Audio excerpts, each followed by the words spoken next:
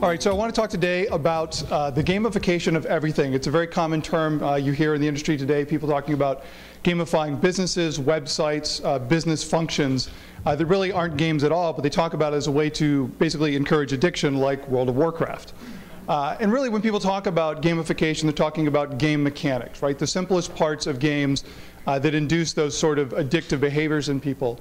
And the most common form of game mechanic that people talk about are badges and levels, made popular by our friends at Foursquare. I ripped off some badges there. Some of you have these badges, I'm sure. I know I do, because I'm an addict. But really, you can't turn a website into a game by applying badges any more than you could turn your sofa into a website by sewing on a button. So you've got to think about game design. And game design is totally different than designing the rest of your business or the rest of your website, because the game has no intrinsic purpose. You're not helping your users do anything they would do otherwise. It has to exist for its own need. And you need to think about the magic circle. When you create a game, when you're in that game space, you accept the rules of the game as absolute.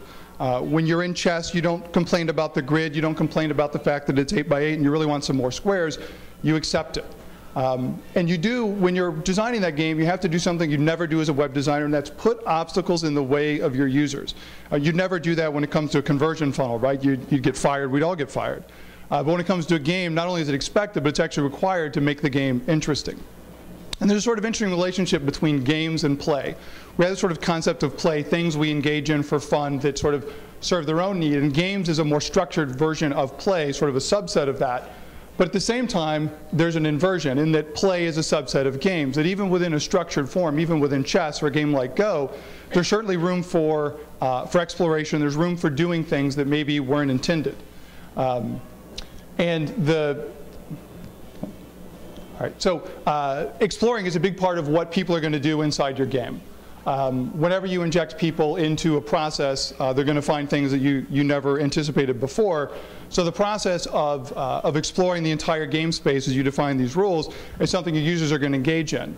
The good side of that is something we call transformative play, this idea that through real users doing things that you didn't intended, but within the strict rules of the game, they can find something that you never intended that's maybe even better than what you intended.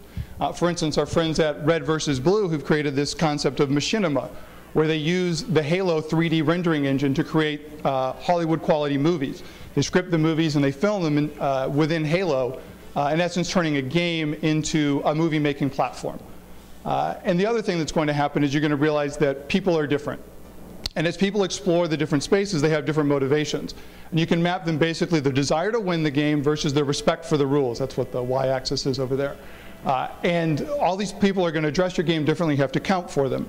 Your dedicated player is probably the guy, your ideal, it's what you're thinking of. It's your professional athlete, your folks who are totally dedicated to winning the game, but they're doing it in a way that's within the explicit rules of the game as well as with the implicit rules that aren't written in the game. If you design a game where people are creating a fan site where they're deducing all the badges, all the levels, and the rules that you're using to figure out those badges and how to apply them without you ever making that public, you've got a pretty good game on your hands. This is a Foursquare website.